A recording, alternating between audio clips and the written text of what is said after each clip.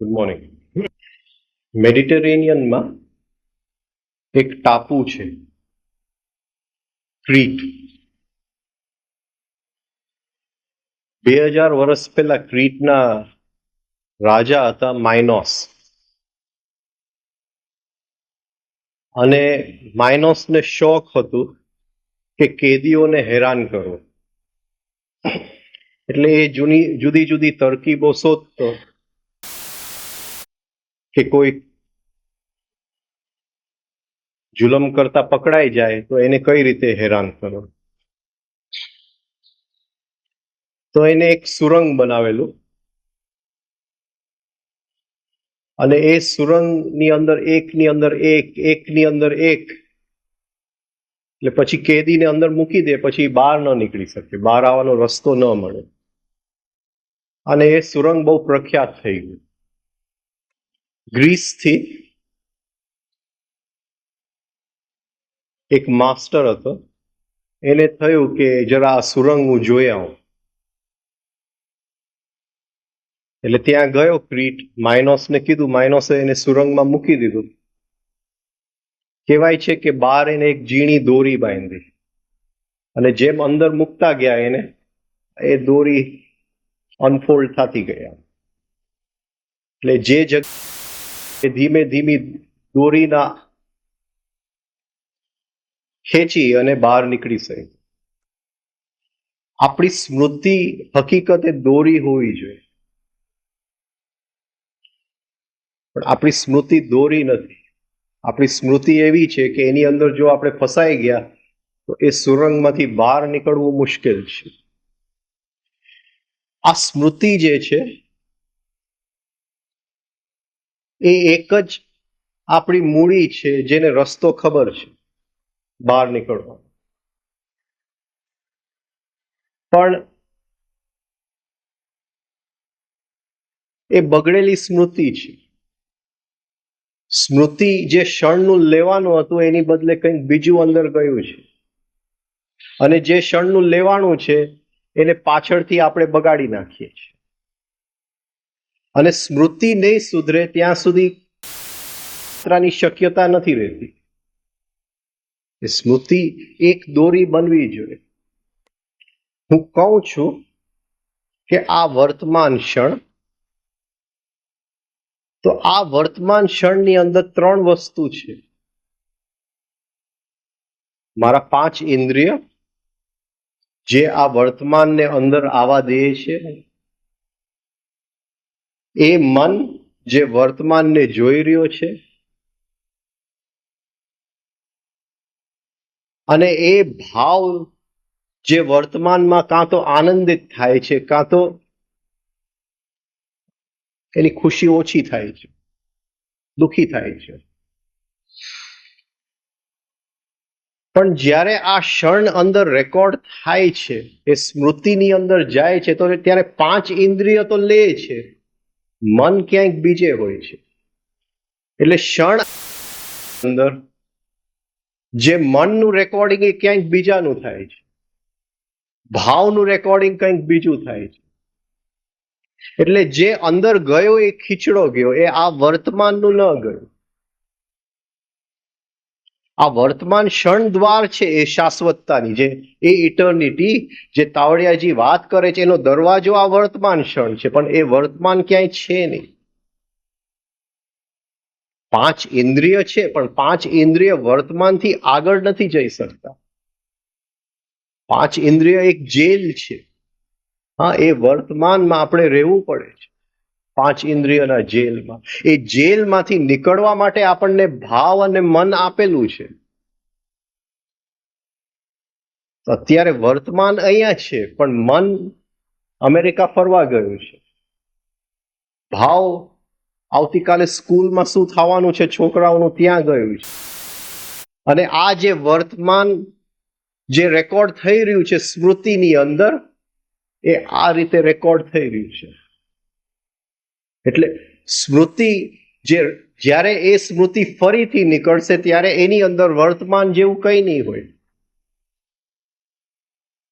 અને હું કહું છું કે આ વર્તમાન એ દ્વાર છે. એક ભાઈ પાસેથી મારે જો 100 રૂપિયા લેવાના છે, એ 6 મહિનાથી આપતો નથી. આ મારા સ્મૃતિની અંદર પડેલું છે. એ સામે આવે છે એટલે અંદરથી હું એને ગાળમ ગાળી કરું છું કે આ ભાઈ હવે આપશે નહીં, આવો છે, અંદર ચાલે છે, છતાં એ મળે છે. મારે એના મોઢે ન કહેવાય, કારણ કે 100 રૂપિયા લેવાના. પ્રતિ 100 રૂપિયા આપી દે છે, પણ રેકોર્ડ શું થાય છે અંદર? એ 100 રૂપિયા જે આપે છે આ વર્તમાનની અંદર, એ તો બહુ શું કહેવાય, બહુ ઓછું રેકોર્ડ થાય છે. જે અંદર બીજું બધું હતું એ ભેગું રેકોર્ડ થઈ ગયું. એ જે ક્ષણ અંદર ગયો એ બગડેલું ક્ષણ અંદર ગયું. એનું જો પિક્ચર ઉતારવામાં આવે તો કોઈક એવો એડિટર મળે તો પિક્ચર ઉતારી શકે. બાકી એ જો ફરીથી બહાર નીકળશે તો એને 100 રૂપિયા મને આપ્યા એ ક્ષણની અંદર ક્યાંય હશે જ નહીં. આપણે એમ સમજીએ છીએ કે આપણી સ્મૃતિની અંદર બધું પડેલું છે. સ્મૃતિ ભૂલથી જો ખુલી જાય તો આપણને ખ્યાલ આવે કે અંદર શું શું પડ્યું છે. અને હર ક્ષણે આપણે આ રીતે જીવીએ છીએ, આ રીતે રેકોર્ડ થયા કરે છે. મન કંઈક રેકોર્ડ કરે છે, ભાવ કંઈક રેકોર્ડ કરે છે, 5 ઇન્દ્રિય કંઈક રેકોર્ડ કરે છે. આ બધું અંદર જઈ રહ્યું છે. અને આપણે કહીએ છીએ કે એ સ્મૃતિ દોરી છે. એ આત્મ તત્વ સુધી પહોંચવાની દોરી એક જ છે, સ્મૃતિ. એ ત્યાંથી ચાલી આવે છે એ શાશ્વત ક્ષણને ઓળખવા માટે. આ સ્મૃતિ લઈને શું કરશું? અને ભૂલથી જો કોઈક સનસેટ આપણે જોઈ લઈએ અને એ ક્ષણની અંદર કદાચ મન પણ ત્યાં હોય અને ભાવ પણ ત્યાં હોય અને ફ્રેક્શન ઓફ અ સેકન્ડ માટે કદાચ એક વર્તમાન થઈ જાય છે ત્યાં, તો બીજે ક્ષણે એ જ સ્મૃતિ આપણે અરે શું મેં સનસેટ જોયેલું, એની વાત તને કરું, જે હતું એનાથી આપણે બગાડી નાખશું. એટલે એક માણ અંદર એક વર્તમાન ગયું હતું, એને કેમ બગાડવું? આપણે બધા કવિ જ છીએ. જે છે શું કહે છે, માઉન્ટેન એક નાનું ટપકું જોયું, આ વર્તમાન એ સનસેટ ગયું, ત્યાં તો ચાલુ થઈ જાય છે. એટલે એ જે એક ક્ષણ માંડ પ્યોર ગયું તું, વર્જિન અંદર, અને તરત ચાલુ થઈ જશે કે આવું તો મેં હિમાલયમાં જોયેલું. એટલે એ જે એક નાજુક ક્ષણ જે અંદર હતું એને આપણે બગાડી નાખ્યું. એની કિંમત હતી.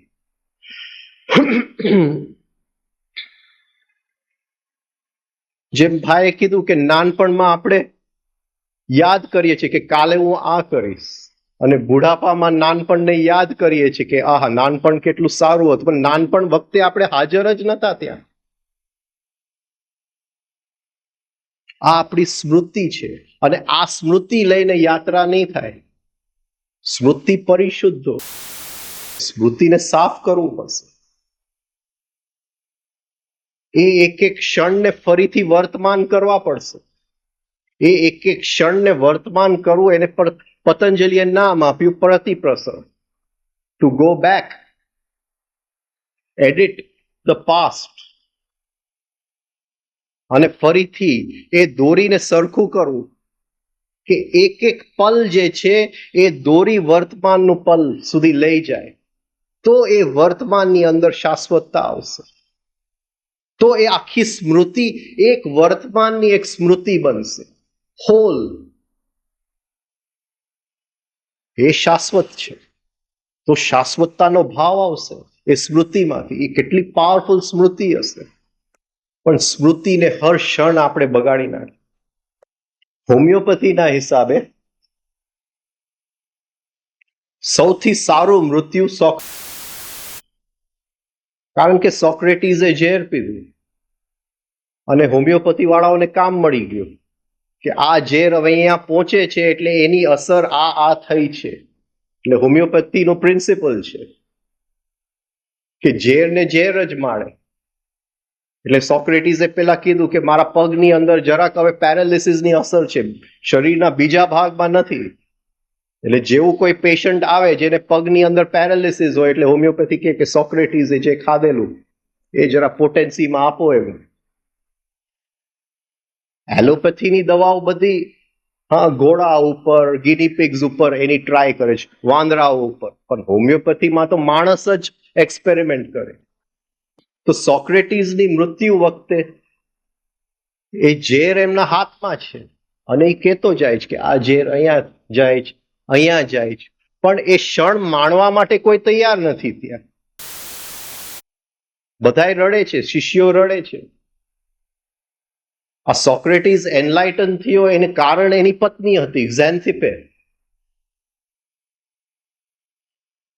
ઝેન્થિપે બહુ હેરાન કરેલો, એવો હેરાન કરેલો કે એને બસ માંડ છૂટીને સેજ અગાસી ઉપર જાય ને તારાઓને જોયે. એ તારાઓને જોતા જોતા સોક્રેટીઝ એનલાઇટન થઈ ગયો.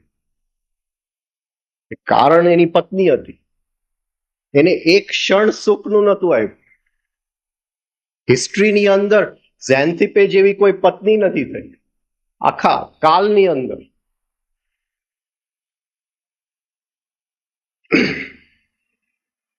હવે એ ઝેન્થિપે રડતી હતી, એને તો ખુશ થવું જોઈએ કે આ જાય છે, માંડ છૂટ્યું. એ રડતી હતી અને એ યાદ કરતી હતી કે આપણું જીવન કેટલું સારું હતું ભેગું. અને સોક્રેટીઝ એને કહે છે કે એક ક્ષણ તું મારી સાથે રહી નથી શકી અને હવે તું રડે છે અને હું જઈશ એટલે જેટલા ક્ષણ તે મને હેરાન કર્યો છે બધા યાદ કરીને તું કહીશ કે કેવા સુહાના દિવસો હતા.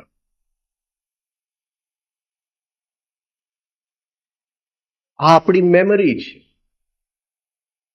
એ મેમરી જે અંદર ગયું છે એને કેમ બગાડવું? તો બે વસ્તુથી મેમરી બગડે છે. એક એને વાગોડવાથી અને એક એ ક્ષણની અંદર આપણી હાજરી ન હોય જ્યારે એ અંદર ક્ષણ જાય છે ત્યારે. ને આપણે નીકળી પડ્યા છે શાશ્વતતાનો અનુભૂતિ લેવા. અને એ શાશ્વતતા સુધી આંગળી એક જ વસ્તુ કરશે, સ્મૃતિ. ગુરુ તો એમ જ કહેશે કે ભાઈ સ્મૃતિ તારી છે, તું સુધાર. હું કઈ હાથ મૂકીને નહીં સુધાર. ગુરુનો હાથ પકડવાથી કઈ સ્મૃતિ સુધારવાની નથી. એ સ્મૃતિને સુધારવું પડે. પણ કઈ રીતે સુધારવું? એ સ્મૃતિ જ્યારે ફરીથી બહાર નીકળે છે ત્યારે બધાય લેવલ્સ એકી સાથે એક વાવાઝોડાની જેમ બહાર નીકળે છે. આમાં કયું સાચું હતું, એ ક્ષણની અંદર શું સાચું હતું, એની સંવેદના શું હતી એ નક્કી કરવું મુશ્કેલ થાય. લકલી ભાગ્યશાળી એ સ્મૃતિને આપણે જોઈ નથી શકતા. આપણે થોડુંક આટલામાંથી થોડુંક આપણને દેખાય છે કે નાનપણ બહુ સારા દિવસો હતા, હવે મૃત્યુ આવી ગયું, લગ્ન જીવન બહુ જ સારી રીતે ચાલ્યું, મારા જીવનમાં ક્યાંય ક્લેશ નથી. પણ એ સ્મૃતિને સુધારવી તો પડશે જ. તો થોડું થોડું પ્રેક્ટિસ કરતા જાઓ એ સ્મૃતિને સુધારવાનું. રોજ રાત લેતા જાઓ કે 3 મહિના માટે એક પ્રસંગ લેતા જાઓ ને ઈમાનદારીથી. અને 5 ઇન્દ્રિયથી ચાલુ કરજો, કારણ કે એ સાચા હતા. એ ક્ષણની અંદર એ તો ત્યાં જ હતા. મન ભલે ક્યાંય હતું, ભાવ ભલે ક્યાંય હતો, પણ 5 ઇન્દ્રિય તો સાચા જ હતા. અને એ સ્મૃતિને 5 ઇન્દ્રિય સાથે યાદ કરવાથી એ સ્મૃતિ આ ક્ષણ બની જાય છે, એ વર્તમાન ફરીથી બની જાય છે. તો રોજ રાતે સ્મૃતિની અંદર જાઓ, એક પ્રસંગ લઈ લ્યો, એવો એક જીવનનો પ્રસંગ જે આપણા જીવન ઉપર જેની અસર થઈ છે, એવો એક પ્રસંગને લ્યો અને પહેલા 2-3 મહિના ખાલી એની સંવેદના લ્યો, ફિઝિકલ સંવેદના કે કલર શું હતા, મેં કપડા કયા પહેરેલા, મચ્છર ક્યાં કરડ્યો હતો, હા, એ જે સામેવાળો હતો એના વિચાર શું હતા અને મારા વિચાર શું હતા એમાં નહીં જતા, ફરીથી કંઈક નવું ઊભું કરશો. એ સ્મૃતિની સંવેદના લેતા થાવ. એ સ્મૃતિની સંવેદનાની પ્રેક્ટિસ કરશું તો આ ક્ષણની સંવેદના માં એટલી ઇન્ટેન્સિટી આવશે, એટલી તીવ્રતા આવશે. એ ક્ષણ ને આ ક્ષણ અલગ નથી. એ પણ વર્તમાન હતું, એ પણ વર્તમાન છે, આ પણ વર્તમાન છે.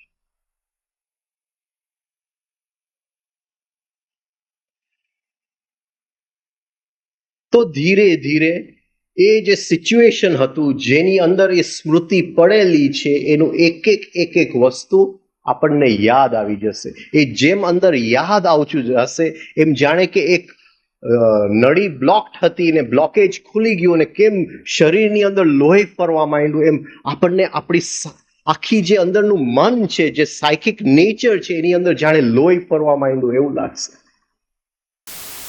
બ્લોકેજીસ ખુલવા માંડ્યા. રિપેરિંગ ધ પાસ્ટ, આપણે જ બગાડેલું છે, આપણે જ રિપેર કરવું પડે. તો એ સંવેદના લેતા થાઓ એ ક્ષણનું, ધીમે ધીમે ફિઝિકલ ગોઠવી દો, પછી મારા વિચાર શું હતા એ ક્ષણ કેમ, અને એ ક્ષણની અંદર જો માર પડ્યો હોય કે કોઈને મારેલું હોય તો પેલા વિચાર શું હતા, એ વિચાર ક્યાંથી આવ્યા, સામેવાળાનું સંવેદના લેવું, એના વિચાર શું હતા, એના ભાવ શું હતા, મારા ભાવ શું હતા, અને એક્ઝેક્ટ ખ્યાલ આવશે કે એ ક્ષણની અંદર જ્યાં મેં એને મારેલો હતો કોઈક બીજી સ્મૃતિને લઈને એને મારેલો હતો. એ ક્ષણમાં મેં નતો માર્યો એને, એ કોઈક બીજી સ્મૃતિના આધારે મેં એને મારેલો હતો. તો આ જે સ્મૃતિના જે કરન્ટ્સ છે જે એકબીજાની જોડે ક્રોસ થયા કરે છે એ આપણને ખ્યાલ આવશે. જો સુધારતા જાશું તો કંઈક શક્ય બનશે. એ એક પલ જે આપણે જીવી ગયા છે એ ફરીથી વર્તમાન બની જશે. હવે દોરી પાકી. અને એટલા બધા જ્યારે વર્તમાન એકી સાથે સ્મૃતિની અંદર ભેગા થાય છે તો એ જે 5 ઇન્દ્રિયનું જેલ છે એ તૂટી જાય છે. અને એ વર્તમાનની અંદર જે ગ્રેડેશન્સ એ કે છે, તબક્કાઓ છે, ભૂ ભુવ સ્વહ જન તપ, એ વર્તમાનની અંદર આપણને એની અનુભૂતિ થશે. પણ આના સિવાય કોઈ રસ્તો નથી.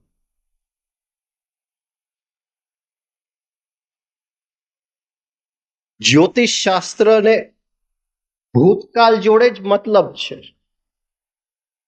એટલે તો રિપીટ થયા કરે છે કે ભાઈ આ ન કરતો, આ રાહુની સાયકલ આવે છે, આ બધું જે છે આધારે આ રીતે જ રિપીટ થવાનું જ છે.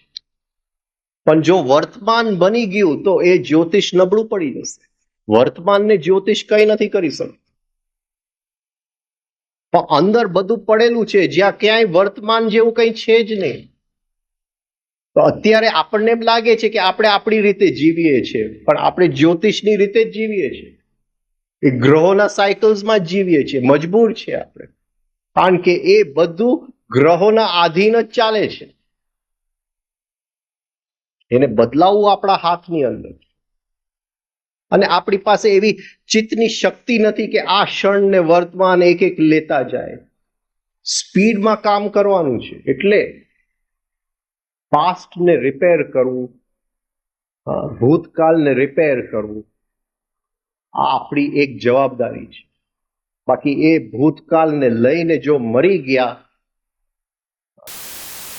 અનરિપેર્ડ પાસ્ટ, તો ચોક્કસ એ રાવણ બનીને ઊભું હશે મૃત્યુ પછી આપણા માટે. પછી આપણી પાસે કોઈ તીર નહીં હોય 10 માથા ઉડાડવામાં. તો આજથી જરા કોશિશ કરો, સાધનામાં જો પ્રવેશ કરવું હોય, જેમ મેં કીધું એ તિજોરીની અંદર એક જ છે સ્મૃતિ, પણ એ બધું ખીચડાવાળી સ્મૃતિ છે, આપણી જ મૂડી છે. તો કેમ આપણે આ તિજોરીની અંદર ગોલ્ડના ઓર્નામેન્ટ્સ પડ્યા હોય તો 2 વર્ષે 3 વર્ષે કાઢીને જરા પોલિશ કરીએ તો આ ગોલ્ડના જ ઓર્નામેન્ટ્સ છે આપણા, એને જરા કાઢીને પોલિશ કરીએ, એ કંઈક નવું બનશે, બહુ મોટું નવું બનશે. તો આ શાશ્વતતાનો ખ્યાલ આવશે જે વાત કરે છે. All units in manifestation on a plane have to discard the vehicle through which they function before they can pass on to subtler levels. બધી યુનિટો, બધી બોડી બ્રેન સિસ્ટમ જે છે, બધી ઓલ યુનિટ્સ, બધી body brain system have to discard, એને ત્યાગ કરવું પડે, have to discard the vehicle through which they function. જે યંત્રનો ઉપયોગથી આ પ્લેનની અંદર એ અનુભૂતિ લઈ રહ્યા છે, આ જે લોક છે એની અંદર જે લોકમાં એ જે બોડી બ્રેન સિસ્ટમ છે એના દ્વારા જે અંદરનું જીવ લે છે એને જો ઉપર સૂક્ષ્મ જગતમાં જવું હોય તો આ જે લોક છે એનું બોડી બ્રેન સિસ્ટમ, એનું જે યંત્ર છે એને મૂકીને જ આગળ જઈ શકે, એને લઈને આગળ નહીં જઈ શકે. હું કહું કે મારે મરવું છે પણ આ સ્થૂળ શરીર લઈને મરવું છે, હા, એ શક્ય નથી. હકીકતે રાતની ઊંઘની અંદર છેલ્લો આપણો વિચાર એ જ છે કે આ બધું મારા વિચાર, મારી સંપત્તિ, મારું આ જે બધું લઈને જો હું ઊંઘમાં જઈ શકું, પણ એને છોડીને જવું પડે છે ઊંઘની અંદર. એવી જ રીતે મૃત્યુ પછી આ સ્થૂળ શરીરને હું નથી લઈ જઈ શકતો, એને આ પ્લેન, આ લોકની અંદર મારે છોડવું પડે છે જો સૂક્ષ્મ લોકમાં જવું હોય. એટલે આપણે નક્કી કરવાનું છે કે સૂક્ષ્મ લોકમાં જવું, તૈયારી જોઈએ, મર્યા વગર કઈ આરો નથી. તાવડિયાજીએ છેલ્લે એક બહુ સુંદર નોટ લખેલી કે કેમ મરવું, અને એ કહે છે કે એ જે ડિવાઇન ફ્રેગમેન્ટ છે, એ ડિવાઇન ફ્રેગમેન્ટ હવે મૃત્યુ ઘડી આવી ગઈ છે, એ ડિવાઇન ફ્રેગમેન્ટ આવીને બહાર ઊભું રહે છે. તો સ્થૂળ શરીર, સૂક્ષ્મ શરીર, મેન્ટલ ઇલેક્ટ્રોનિક બોડી, અતિ સૂક્ષ્મ શરીર, એ ત્રણે પહેલા, કારણ કે એ યંત્ર હતા, વિહેકલ હતા આ ડિવાઇન ફ્રેગમેન્ટ માટે. આ જે આત્મા છે, ડિવાઇન ફ્રેગમેન્ટ છે, એ એના યંત્ર હતા, અનુભૂતિ લેવા માટેના યંત્ર હતા. એ યંત્ર એને પ્રણામ કરે છે, એ જેવું બહાર આવે છે યંત્ર એને પ્રણામ કરે છે. પછી સ્થૂળ શરીર કહે છે કે મારું કામ, એટલે સૂક્ષ્મ શરીર, અતિ સૂક્ષ્મ શરીર સ્થૂળ શરીરમાંથી છૂટા થાય છે, સ્થૂળ શરીર પડી જાય છે. પછી એ આત્માને એના ઘર સુધી પહોંચાડવાનું છે, એટલે સ્થૂળ, સૂક્ષ્મ શરીર અને અતિ સૂક્ષ્મ શરીર એને લઈ અને ભુવલોકના 7th સબસ્ટેજ સુધી લઈ જાય છે. ત્યાં સૂક્ષ્મ શરીરને આગળ જવાની છૂટ નથી, એટલે સૂક્ષ્મ શરીર ત્યાં રહી જાય છે. ડિસ્કાર્ડ ધ વ્હીકલ, ત્યાં એને મૂકી દેવામાં આવે છે, અને અતિ સૂક્ષ્મ શરીર અને આત્મા આગળ યાત્રા કરે છે. જેવું સ્વહલોકનું 7th સબસ્ટેજ આવે છે, અતિ સૂક્ષ્મ શરીર પણ આગળ નથી જઈ શકતું. એટલે હવે એ જે આત્મા, અને આપણે ગણીએ કે કદાચ એ પારદર્શક કોથળીની અંદર, કારણ શરીરની અંદર, એ મહાલોકમાં આરામ કરે છે. અતિ સૂક્ષ્મ શરીર એને પણ ડિસ્કાર્ડ કરવું પડે છે. સાધારણ જીવનની અંદર હું જો ઝૂંપડીમાં રહેતો હોઉં, પણ જો ક્યાંક શેર બજારમાં લોટરી લાગે તો હું જરાક નવું ઘર બનાવું, તો જૂનું ઘર મારે છોડવું પડે છે. જૂની પત્ની નથી છોડાતું, જૂનું ઘર છોડાય છે, રાઈટ? Discard the vehicle.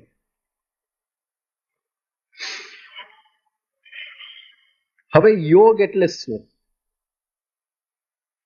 યોગનો મતલબ એક જ છે કે જે લોકમાં હું છું અને એ લોકનું જે હું યંત્ર, વ્હીકલ એટલે એકચ્યુઅલી ગાડી, વ્હીકલ એટલે ગાડી, બસ, ખટારા, એ બધા એને વ્હીકલ શું કે વાહન. વાહન જે વાહન હું વાપરું છું આ લોકની અંદર, યોગનો મતલબ કે એ વાહનને મારે છોડી દેવું હોય, અંગીકાર કરવો હોય, એ મારા હાથની વાત છે. આ યોગ છે. I can join it or I can separate it as I please.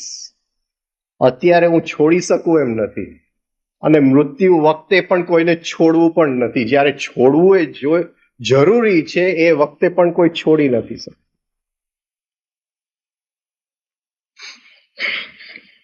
મારા એક ખાસ મિત્ર હતા રમણભાઈ, અને રમણભાઈની ઉંમર લગભગ 75 વર્ષની હતી અને મારી મુલાકાત એમના મૃત્યુના 1 વર્ષ પહેલા જ થયેલી. એ મારા ઘરે એક દિવસ વહેલી સવારે પહોંચી ગયા હતા કે મારે 3 સ્ટેપ રિફાઇનિંગ શીખવું છે. એટલે વહેલી સવારે એને શીખડાયું, ત્યારથી એ કરવાનું ચાલુ થયું. એને 2-3 હાર્ટ એટેક હતા, છતાંય 2 મહિનાની અંદર તો એ 3 મિનિટ કરતા થઈ ગયા હતા. ફેઝ એક્સરસાઇઝ ચાલુ કરી દીધી અને એની ઇન્ટેન્સિટી જોઈને આપણને કલ્પના ના આવે. હવે એ લગભગ 25-30 વર્ષથી વિપશ્યના કરતા હતા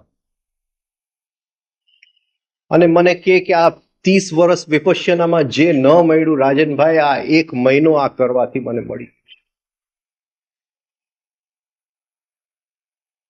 હવે એનું મૃત્યુ થયું એના થોડા દિવસ પહેલા મને મળેલા અને એનું મોઢું આખું ચેન્જડ હતું. એની જે ચાલવાની સ્ટાઇલ જાણે કે એ નાચતા હતા, કે આ રિધમમાં હું શ્વાસ લઉં છું ને રાજનભાઈ, જાણે હું નાચું છું. એક એક શરીરનું સેલ નાચી રહ્યું છે. આ શું થઈ રહ્યું છે મને ખબર નથી, પણ એટલું આનંદ આવે છે, એટલું આનંદ આવે છે કે કઈ કલ્પના બહારની વાત છે.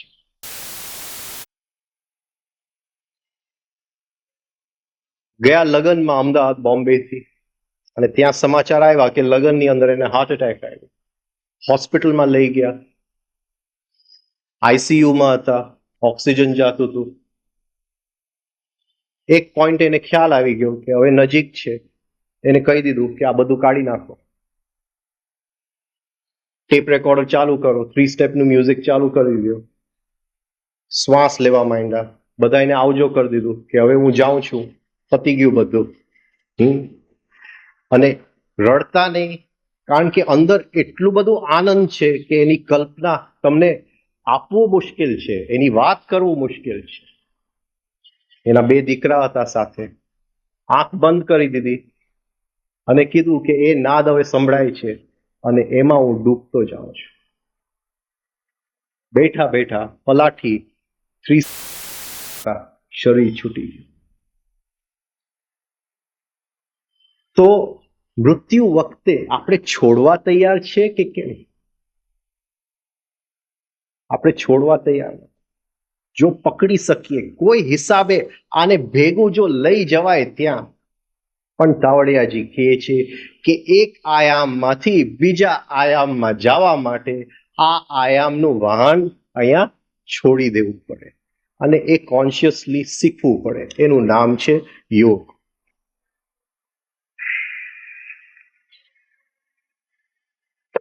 All units in manifestation on a plane. Manifestation એટલે જે વ્યક્ત થયા છે, આ જે લોકમાં જે વ્યક્ત થયા છે, આ લોકને છોડવું હોય તો have to discard the vehicle through which they function. હા, જે વાહન દ્વારા એ ફંક્શન કરી રહ્યા છે, કાર્ય કરી રહ્યા છે, પડે જો સૂક્ષ્મ જગતમાં પ્રવેશ કરવું હોય. અને મૃત્યુ વખતે છૂટે છે એવું નથી. અહીંયા બેઠા બેઠા પણ આપણે થોડો વખત માટે છોડી શકીએ છીએ. 5 ઇન્દ્રિયમાંથી છૂટા થઈ શકીએ છીએ. આપણો ભાવ જગત ક્યાં છે એની અંદર રમી શકીએ છીએ. આપણા વિચારોની અંદર આપણે રમી શકીએ છીએ જો છોડવું હોય તો. બીજું લે, truth must be rote out in the texture of daily living before new truths can be safely imparted. એક સત્ય આપણને જાણવામાં આવ્યું. Truth must be wrought out. Wrought એટલે ટીપી ટીપીને, ટીપી ટીપીને. બે જાતના લોખંડ છે, રોટ આયર્ન અને કાસ્ટ આયર્ન. જે આયર્ન ઓર છે માંથી નીકળે છે, એને ગરમ કરવામાં આવે છે, એ લિક્વિડ બની જાય છે, લિક્વિડ ફર્નેસની અંદર. પછી એમાંથી અશુદ્ધિઓ કાઢવામાં આવે છે. એ અશુદ્ધિઓ કાઢ્યા પછી બે જાતના લોખંડ મળે છે.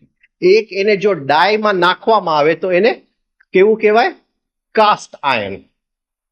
અને એક એને જો ટીપી ટીપીને બનાવવામાં આવે, ધીમે ધીમે જેમ એ ઠંડુ પડતું જાય, ટીપતા જાય ટીપતા જાય ટીપતા જાય, તો એને કહેવાય રોટ આયર્ન.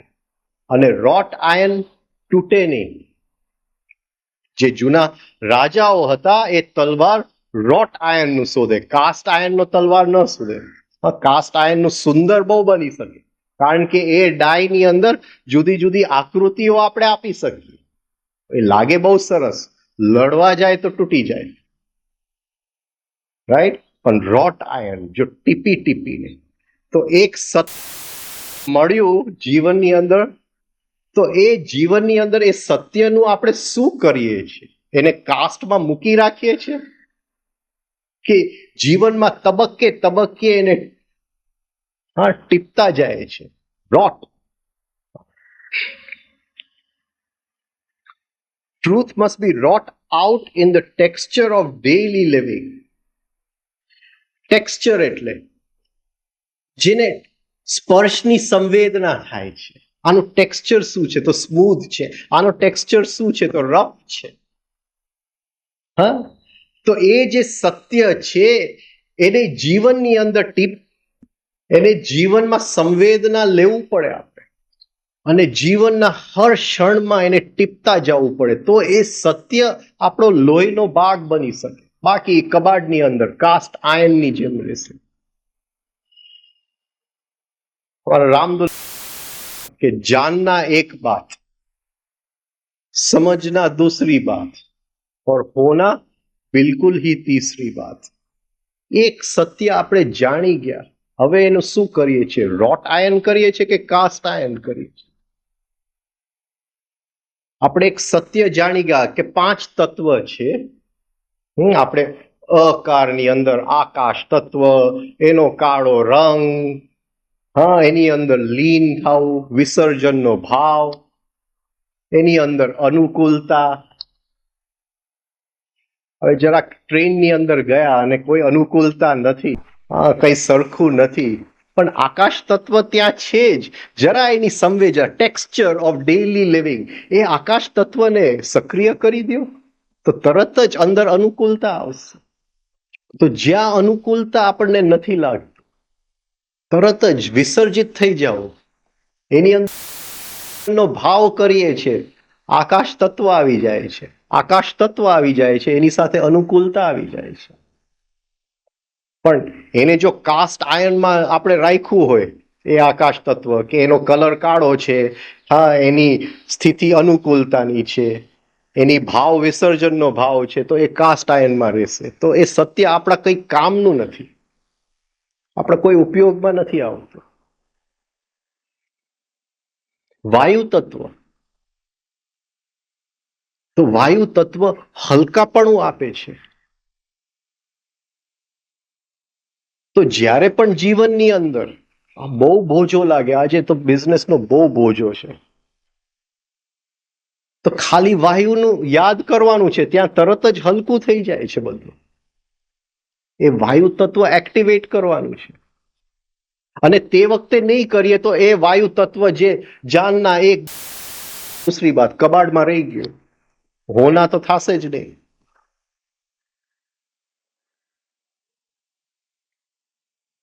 કોઈક માંદું છે તો એની માટે આપણે એક સારો ભાવ કરવો છે, તો આપણને ખ્યાલ છે અંદરથી કે બ્લુ રંગ પર એ ભાવ સવાર થઈને જઈ શકે છે. રેકી, રેકી એ બ્લુ રંગ પર સવાર થઈ અને એ વાયુ તત્વ ચાલે છે, એમાં લોકોમોશનની શક્તિ છે એ વાયુ તત્વની અંદર. હા, ચાલવાની શક્તિ છે, એક લોકથી બીજા લોક, એક જગ્યાથી બીજી જગ્યા, એક શરીરમાંથી બીજી શરીર, એક સેલમાંથી બીજા સેલ, એક મનમાંથી બીજા મન, એની અંદર એ ચાલવાની શક્તિ છે એ વાયુ તત્વ. તો એને એક્ટિવેટ કરો. એને કબાડમાં રાખીને શું ફાયદો છે?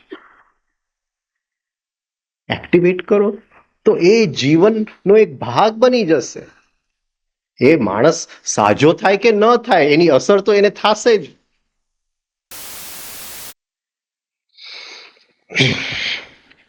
સ્પર્શ એ પણ વાયુનો એક ભાગ છે. તો એક્ટિવેટ કેમ કરવો? તો સ્પર્શથી એક્ટિવેટ કરવો. કે એ ભાઈ માંદા છે, હા, એ માંદગીની મને અંદર જરા દુઃખ છે, તો જેવો એ દુઃખનું સ્પર્શ લઉં છું અંદર, તરત જ વાયુ એક્ટિવેટ થવા માંડે છે. તરત જ આખું શરીર હલકું થઈ જાય છે. તરત જ ફ્લો થવા માંડે છે. અને એ ફ્લોને અંદર હું વિઝ્યુલાઇઝ કરું છું બ્લુ કલર, એટલે તરત જ જે મારો ભાવ છે એને પહોંચે છે. એને એક્ટિવેટ કરો. તો સ્પર્શ એની ચાવી છે એક્ટિવેટ કરવા માટે. પણ 5 તત્વ છે અને સ્પર્શ છે, એ વાંચવાથી કંઈ નથી થવાનું. ચોપડીઓનું જ્ઞાન કંઈ કામનું નથી. અગ્નિ, એક્સપેન્શન. એક સામે કોઈક માંગવા આવ્યું ને અંદર થાય છે કે નથી આપવું, પકડી રાખવું, પકડી રાખવું. એક્સપેન્શન. હા, અગ્નિ તત્વ છે. It expand, it keeps on, એ ફેલાતું જાય છે. તો તરત જ હૃદયની અંદર કંઈક બીજું થવા માંડશે. તો આપણે શીખ્યા છે ને ઉ એટલે અગ્નિ તત્વ, હૃદયને વાઇબ્રેટ કરો. હૃદયને વાઇબ્રેટ કરો એટલે એનો મતલબ એ કે એ સામે જ્યારે માંગવા આવ્યો ત્યારે વાઇબ્રેટ થવું જોઈએ. આપણે તો ઉકારની અંદર હા, એ ત્યારે વાઇબ્રેટ થવું જોઈએ. તો એ અગ્નિ તત્વ, expansion of consciousness, expansion of ભાવ. શું કહેશું ગુજરાતીમાં એક્સપેન્શન આપીશું? વિસ્તાર પામે છે. કેટલું વિસ્તાર, ને એટલું વિસ્તાર આપણે પામી શકીએ કે આખું બ્રહ્માંડ આપણી અંદર આવે, જો વિસ્તાર પામવું હોય તો. અને એની ચાવી છે, એ અગ્નિની ચાવી છે રૂપ.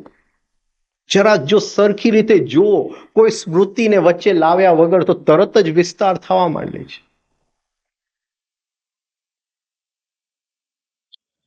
જલ તત્વ. અગ્નિમાં તમે ઓરેન્જ કલર પણ જોઈ શકો. જેવું અંદર થાય છે, હા, કે હું પકડી રાખું તો એ લાલ કલર છે, તરત જ અંદર ઓરેન્જનું વિઝ્યુલાઇઝેશન થશે, ભેગું અગ્નિ એક્ટિવ થવા માંડશે. જલ તત્વ. જલની અંદર સ્મૃતિ પડેલી છે. જલની અંદર કોમલતા પડ્યું છે.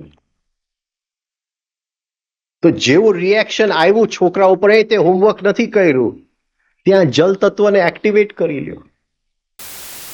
જરા યાદ કરો, એ છોકરો નાનો હતો ત્યારે કઈ રીતે હસતો હતો, જરાક યાદ કરો. જેવો એનો હસતો ચહેરો સામે આવશે, એ જ વસ્તુ આપણે એને કહેશું કે ભાઈ તે હોમવર્ક નથી કર્યું, પણ પાણીનો સ્વભાવ લઈને કોમલતાથી. વસ્તુ તો એની જ છે, એમાં કઈ ફરક નથી પડતો. એને કહેવું તો પડે જ ને કે ભાઈ તે હોમવર્ક નથી કર્યું, પણ રીત છે કહેવાની.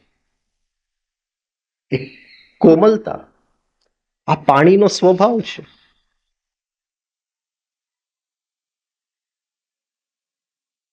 મારા બિઝનેસમાં લોસ થઈ ગયું છે, મોટો લોસ થઈ ગયો છે. જમીનની નીચે હવે કઈ જમીન, મારા પગ જમીન ઉપર નથી, કઈ ક્યાંય આધાર નથી. તો પૃથ્વી તત્વ, એને એક્ટિવેટ કરો, સ્મેલથી એક્ટિવેટ કરો. અને હંમેશા સ્મેલ જે છે, સુગંધ જે છે, એ બીજા આયામનું કનેક્શન છે. આજે પણ તાવડિયાજીની સ્મેલ એટલી જ તાજી છે જે તે વખતે હતી. આજે પણ રામદુલારે બાપુની સ્મેલ એટલી જ તાજી છે જે તે વખતે હતી. અત્યારે હું એક્ટિવેટ કરી શકું. અને જેવું એક્ટિવેટ કરવું એટલે સીધું પૃથ્વી તત્વ આવી જાય, સ્મેલની જોડે કનેક્ટેડ છે. જેટલું પણ લોસ ગયું હોય શું ફરક પડે છે? જમીન તો અહીંયા જ છે, હું ઊભો જ છું, જમીન તો નથી ખેંચાણી. તો જે સત્ય આપણને મળે છે, ખાલી મંત્ર બોલવાથી શું થવાનું છે? ઓમ એટલે આકાશ, ઉ એટલે અગ્નિ, મ એટલે જલ, એનો કઈ મિનિંગ નથી. હા, સિદ્ધિઓ વધશે, સિદ્ધિઓ વધશે તો અહંકાર વધશે. પણ જો જીવનમાં ઉતારશું, રોટ આયર્ન એને ટીપશું, જીવન તે બધાય સત્ય. એટલે એ કહે છે કે એક આપવા પછી બીજું ન આપવું જ્યાં સુધી પેલું ટીપાણું ન હોય. આપણે તો એક પછી એક, અને બધાય જાય છે અંદરના કચરા પેટીની અંદર. કાસ્ટ આયર્ન મૂકી દો, કોઈક દિવસ કદાચ ઉપયોગમાં આવશે. Truth must be wrought out. એ સત્ય જે છે, એ જે બોલાયું છે એની અંદર, એ જે બોલાયું છે એ ગરમ લોખંડ જેવું છે. અને એને ટીપતા ટીપતા જીવનની ટેક્સચરની અંદર, ટેક્સચર એટલે સંવેદનાની અંદર, એને ટીપતા ટીપતા એક દિવસ એમાંથી સત્યનો રસ નીકળી આવશે. બીજી કોઈ રીતે સત્ય નહીં નીકળે. મને સત્યની અનુભૂતિ નહીં, સત્ય જીવવું પડે જીવનની અંદર. In the texture of daily living, before new truths can see parted. જોખમ છે. 5 તત્વની વાત કરી, હજી તો કોઈ કર્યું નથી, ત્યાં તો વજ્રોલીની વાત આવી ગઈ. વજ્રોલીની વાત હજી કોઈ કરી નથી, ત્યાં તો કોન્શિયસ સ્લીપની વાત આવી ગઈ.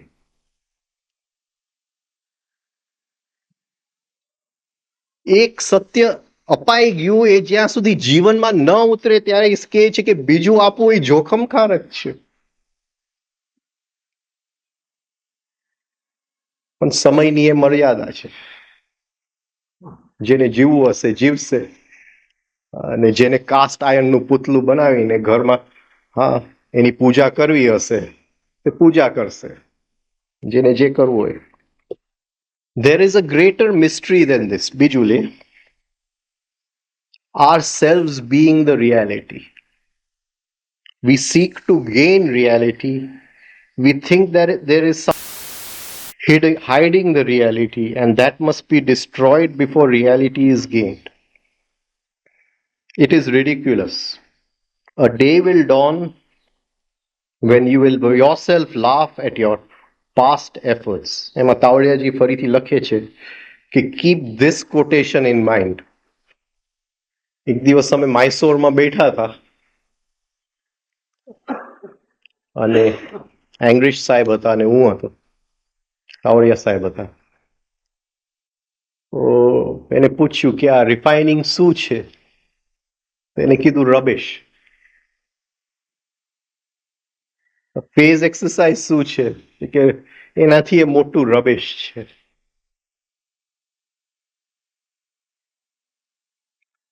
થ્રી સ્ટેપ શું છે? તો એનાથી એ મોટું રબેશ છે. રબીશ એટલે સમજો છો ને, કચરો. રબીશ એટલે કચરો જે ફેક. કરેક્ટિવ એક્સરસાઇઝ શું છે? તો એ કે એનાથી મોટી રબીશ છે.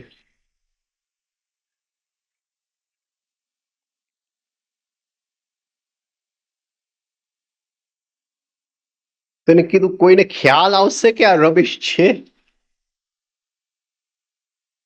અત્યારે ખ્યાલ નહીં આવે કે આ કચરો છે, પણ જે દિવસ ખ્યાલ આવશે એ કે પેટ ભરીને હસશું આપણે. અરે આ બધું આપણે કરતા હતા આની માટે? આ તો હતું જ, એની માટે કંઈક કરવાની જરૂર હતી જ નહીં, ઓલરેડી હતી જ ત્યાં. હસશું. આજે એમને નહીં હસતા, જે દિવસે રબીશ લાગે એ તાવડિયાજી માટે રબીશ હતું. There is a greater mystery than this. ઘણી વાર ઇંગ્લિશમાં એક કહેવત છે કે truth is stranger than fiction. કે જે આપણે શોધતા હોય છે એ એટલું બધું નજીક હોય છે કે એને કંઈ શોધવાની જરૂર જ નથી. અને એ સૌથી મોટી મિસ્ટ્રી છે કે બધું દુનિયાની અંદર આપણે શોધી શકીએ છીએ, પણ જે ઓલરેડી છે એને શોધી નથી શકતા. There is a greater mystery than this. 3 step કરતા, યોગ કરતા, રિફાઇનિંગ કરતા, આ બધા રહસ્યો છે. હા, 5 તત્વ શું છે એ રહસ્ય છે. કોન્શિયસ સ્લીપ શું છે એ બહુ સરસ રહસ્ય છે. કેવું અદ્ભુત દુનિયા છે. ભુવ લોકમાં રોજ જાવું, હા, અપ્સરાઓ જોડે નાચવું, પાછું આવવું. હા, પછી કઈ ઘર સંસારમાં મજા ના આવે. રોજ રાતે આપણે જઈએ જરા ઉર્વશી, ફરતા ફરતા પાછા આવીએ. અને કેટલી મજા અહીંની 2-3 મિનિટ એટલે ત્યાં તો ઓહો જન્મ નીકળી ગયો. એટલે કેટલી બધી અનુભૂતિ આપણને મળે. એટલે કેટલું મોટું રહસ્ય. કોન્શિયસ સ્લીપ જેવો તો કોઈ રહસ્ય નથી. પણ એ કહે છે there is still a greater mystery than this. આનાથી, અને એ રહસ્ય એ છે કે કોન્શિયસ સ્લીપ કરવાની જરૂર નથી. એ રહસ્ય એ છે કે એ અહીંયા ને અહીંયા જ છે. કંઈ બીજું કરવાની જરૂર નથી. જસ્ટ સરખું જોવાઈ ગયું એ ત્યાં જ છે. એ જોવામાંય છે, અત્યારે પણ છે જોવાની અંદર. એને કોઈ સંતાતું નથી, એને કંઈ ઓળતું નથી, ત્યાં જ છે. આ મિસ્ટ્રી છે, ધ ગ્રેટેસ્ટ મિસ્ટ્રી. બીજા બધા રહસ્ય ઘણા છે. મૃત્યુના, મૃત્યુ લોક પછી શું થાય છે, ક્યાં આવે છે, ભૂત પ્રેતો ક્યાં બને છે, આ બધા રહસ્યો છે. પણ સૌથી મોટું રહસ્ય આ છે. there is a greater mystery than this. એ કહે છે કે આ બધાથી એક ઊંચી રહસ્ય એ છે કે આપણે જ એ છીએ જેને શોધીએ છીએ. ourselves being the reality, we seek to gain reality. ને એને આપણે આપણી જાતને શોધીએ છીએ એ સૌથી મોટું રહસ્ય છે. we think that there is something hiding the reality. આપણને એમ લાગે છે કે એ જે સત્ય છે એને કોઈક વસ્તુ સંતાવે છે આપણાથી, એને કોઈક વસ્તુ આપણાથી અલગ રાખે છે. we think, but if we stop thinking તો એ છે, but we think. જેવો વિચાર આવ્યો એટલે એ જ વિચાર આપણને એનાથી અલગ કરી નાખે છે કે એ સત્ય શું હશે. જેવો વિચાર આવ્યો, વિચાર આપણને એ સત્યને જાણવા નહીં દે. હા, એ વિચાર આપણને ભૂત પ્રેત જાણવા દેશે, સત્ય નહીં જાણવા દે કે મૃત્યુ પછી ભૂત છે કે નહીં. હા, 2 દિવસથી બધા પૂછે છે. ગઈકાલ રાતે તો મને એમ લાગતું હતું કે હું જ ભૂત બની ગયો છું અને રખડું છું ક્યાંય ભુવલોકની અંદર. સારું થયું કોઈને વળગ્યો નહીં.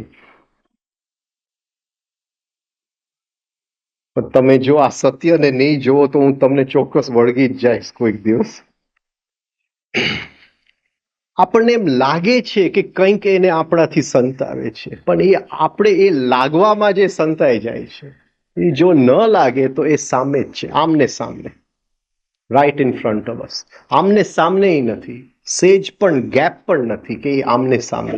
એ છે અને છે જ, ત્યાં જ છે. અંદર એ જ ગુસ્સાની અંદર, એની અંદર એ તો છે જ. We think that there is something hiding the reality and that must be destroyed before reality is gained. અને એ જે વસ્તુ સંતાવે છે આપણાથી એને આપણે મારવું જોઈએ. ડાકીની. કોણ સંતાવે છે આપણાથી? ડાકીની. હા, તિબેટમાં એને ડાકીની કહે છે કે હે નરોપા, તારા મનના કેવ, શું કે એને, કેવને શું કહ્યું? હા, મનની ગુફાની અંદર જા અને એ ડાકીનીને જો. એ તું જ છે એ ડાકીની. એ ડાકીનીને જો. એ નરોપા, તિલોપા એને કહે છે. એ નથી ત્યાં, એક પરછાયું છે એ ડાકીની. એને મારવા જશે તો નહીં જાય, પણ પરછાયાની સામે એટલે ગયું. જેવું આંખથી એને જોયું, આંખના પ્રકાશની અંદર, અને એ જ ગુફાની અંદર દેખાય છે. આપણને એમ લાગે છે કે એ ડાકીની આદત જરા આડે આપણી આડ આવ્યું છે. વી think there is something hiding the reality. એને બરાબર સંતાવી રાખ્યું છે. જે આપણે શોધીએ છીએ એ ડાકીની એ સંતાવી રાખ્યું છે. And that must be destroyed. આ ડાકીનીને મારી નાખવાનું છે. એને જો મારી નાખશું તો એક માથું કાપશું તો 10 બીજા આવશે. મારી નહીં નાખતા એને. It is ridiculous. આવું કંઈ છે નહીં. રિડિક્યુલસ. આ બધી હસવા જેવી વાત છે, ઉડાવવા જેવી વાત છે. A day will dawn when you will yourself laugh at your past efforts. આ જે અત્યારે આપણે મહેનત કરી રહ્યા છે, એક દિવસ પેટ ભરી હસશું એની ઉપર. એ દિવસ નજીક આવે, પણ એ દિવસ નજીક આવવા માટે મહેનત વધારે કરજો. છોડતા નહીં, ભલે રબીશ હોય. તો અહીંયા આપણે પૂરું કરીએ.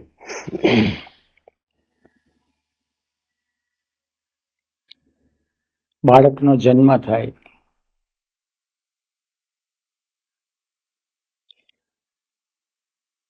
આપણું શરીર પણ એક દિવસ બાળક હતું.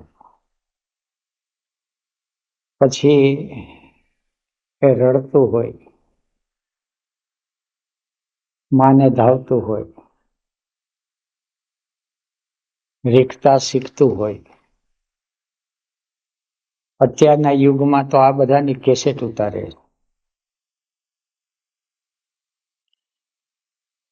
આપણા વખતમાં એ સુવિધા હતી નહીં. હવે આવી બધી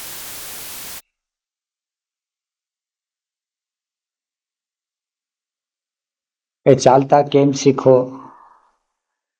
નાના નાના ભાઈ ભાંડાડા સાથે કેમ ઝઘડા કરતો હતો, કાલું ઘેલું કેમ બોલતો હતો, આ બધાની કેસેટ અત્યારે ઉતરી શકે છે. અને પછી જ્યારે આપણું શરીર મોટું થાય, કમાતા ધમાતા થઈએ અને એ કેસેટ જોઈએ, ત્યારે આપણને લાગે કે રિડિક્યુલસ. આપણે લાગે આવું બધું હું કરતો હતો. પણ એ તો કેસેટ ફરીથી જ્યારે કોઈએ ઉતારી હોય અને જોઈએ ત્યારે આ ખ્યાલ આવે છે. ત્યારે આપણા ભીતરની કેસેટ આપણે જાતે ઉતારવી પડે છે. આપણે શું શું કરતા, આ માર્ગે સત્યને જાળવાને માટે આપણે ક્યાં ક્યાં માથા પચાવ્યા છે. કેટલા સદગુરુને, કેટલા પાખંડી ગુરુને આપણે સમર્પિત થયા છે. કેટલી વિધિઓ ની અંદર કામચોરી કરી છે અને કેટલી ઓથેન્ટિક કરી છે. કેટલી કામનાને માટે આપણે પરમાત્માને પ્રાર્થના કરી છે અને મંત્ર સિદ્ધ કર્યા છે. અને આ બધી કેસેટ છે એ જાતે ઉતારવી પડે છે. અને પછી જ્યારે ઉંમરલાયક થાય છે અને જ્યારે થોડુંક પણ જનલોકની અંદર, જનલોકમાં આપણી સ્થિતિ થઈ છે કે કેમ, એના લક્ષણો સાહેબ એક એક દિવસ બતાવતા જાય છે. ઉંમરલાયક છોકરો થયો એટલે એનો અર્થ એ થયો જાતે કમાતો ધમાતો થયો. એમ આની અંદર જાતે ઇનર ગુરુદેવ છે એ પ્રગટ થઈ ગયો. જીવનની યાત્રા છે એને સ્પષ્ટ થઈ ગઈ. ભૂલોક અને સ્વરલોકનો આખો ખેલ છે એ રમવા માટેનો ખેલ હતો. અને આપણે કઈ કઈ રીતે કાલું ગેલું રમતા હતા.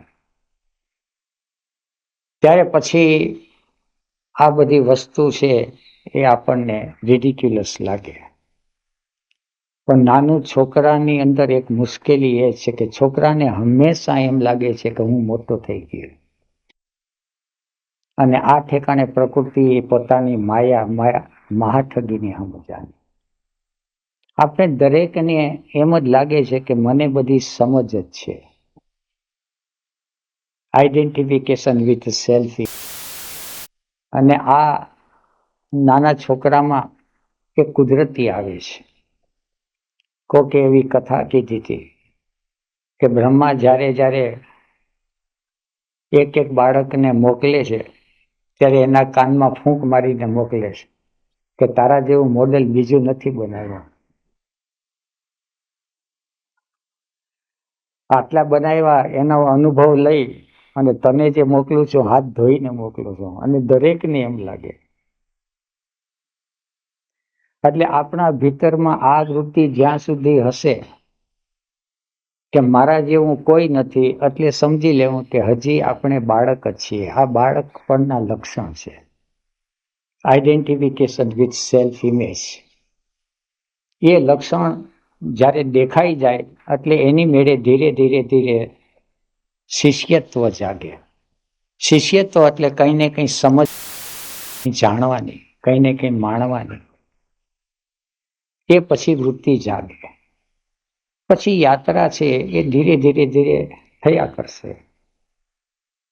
અને હમણાં સાહેબે કીધું કે પ્રભાત દૂર નથી, અંધારું જરૂર છે, પણ હવે દોરી હાથ લાગી ગઈ તો ધીરે ધીરે એક સ્થિતિ બનતી જશે. બસ કરે.